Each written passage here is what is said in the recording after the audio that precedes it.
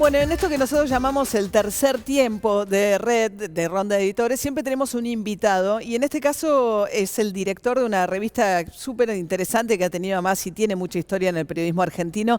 Es la revista Crisis, que tuvo su primera versión allá por los años 70. Su director general, que es Mario Santucho, está con nosotros. ¿Qué tal, Mario? Gracias por venir. Gracias a usted por la invitación. Muy linda la editorial o caricatura, ¿no? Finalmente del Ángel en la tapa que ustedes titulan La clase obrera no va a los paraísos fiscales. Contanos un poco de qué va esta edición. Queremos rescatar también las revistas político-culturales que tanta importancia tuvieron en la historia del periodismo de nuestro país, ¿no? Bueno, no, la idea fue un poco, como dice el título, ¿no? La clase obrera no va a los paraísos fiscales. Un poco la idea también era la situación de los trabajadores en Panamacri, que es un poco otra de los títulos de adentro que tratamos siempre como de poner un poco de ironía al momento que me parece que es necesaria.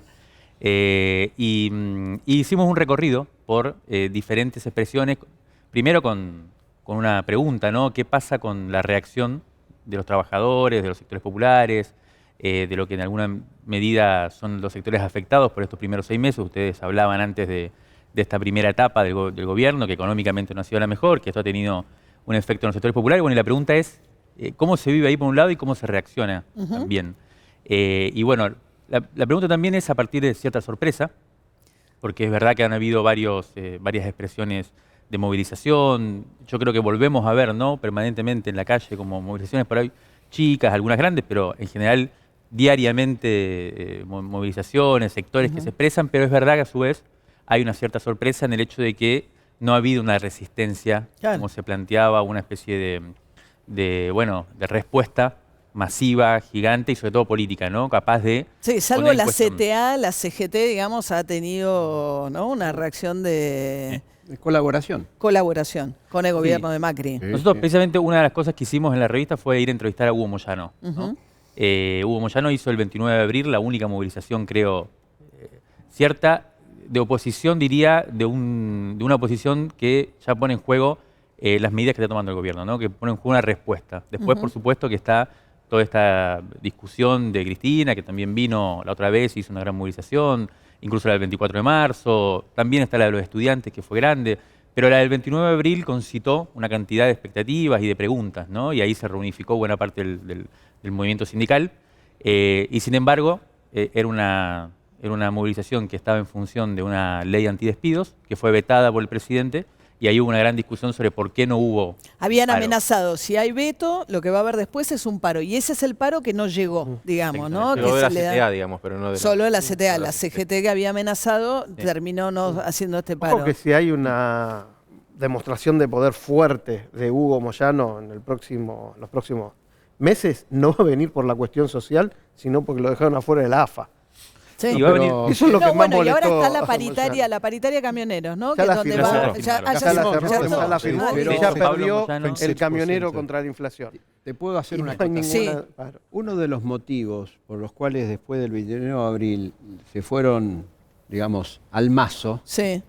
fue una negociación económica con el Fondo de la Superintendencia de Salud. Las obras sociales, Las ¿no? obras La sociales. plata de las ¿Por obras. qué motivo? La caja. Claro. ¿Por qué motivo? Porque bajo el gobierno anterior se le estuvo reteniendo el dinero que correspondía a las obras sociales y se retuvieron.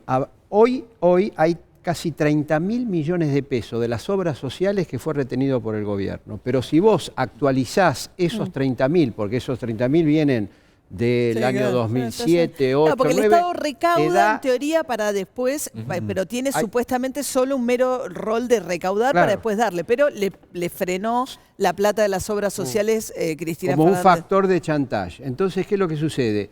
Si vos lo actualizás por la inflación, porque es una cuenta que quedó nominalmente sin intereses en el banco durante años, te da 75.000 millones de pesos, esto admitido por el actual superintendente de salud. ¿Y Moyano, Mario, hablaron y arregló Sí, ahí yo creo una que, cuota. En realidad eso también se discutió desde el principio, ¿no? Eso fue una cosa que ya venía de antes, todavía no le han dado la plata y eso es una discusión, pero me parece que es una discusión más de fondo. No solo se discute, me parece, cuestiones de prebenda y que por supuesto que en estos sectores es importante, pero hay una discusión más de fondo. Nosotros tuvimos 1 hora y media hablando con Moyano, la verdad que fue bastante interesante y él hace una lectura política. Después uno puede decir si esto ¿Y cuál es? le cree más o no. No, él lo que dice es que, de alguna manera, y es lo que dijo Pablo Moyano, lo viene diciendo hace mucho, ellos ven una vuelta de una política más parecida a los 90. Ellos lo dicen así. Ellos en los 90, bueno, nosotros conocemos a Hugo Moyano por haber aparecido en los 90 en una movilización muy grande contra Menem. Él contó que rompió muy rápido con Menem, cuando otros sectores de la CGT todavía no habían roto, y contó que muchos de sus compañeros no rompieron precisamente por este juego de prebendas. Y él dice... Y entonces como él... que su lección es que rompió demasiado rápido en el 90, que está esperando. Él dice, nosotros estuvimos en la calle, estuvimos bien, lo vamos a volver a hacer, vamos a volver a estar en la calle, pero hubo un problema que esto se discute políticamente también. Y nuestro gran error fue haber permitido la reelección de Menem.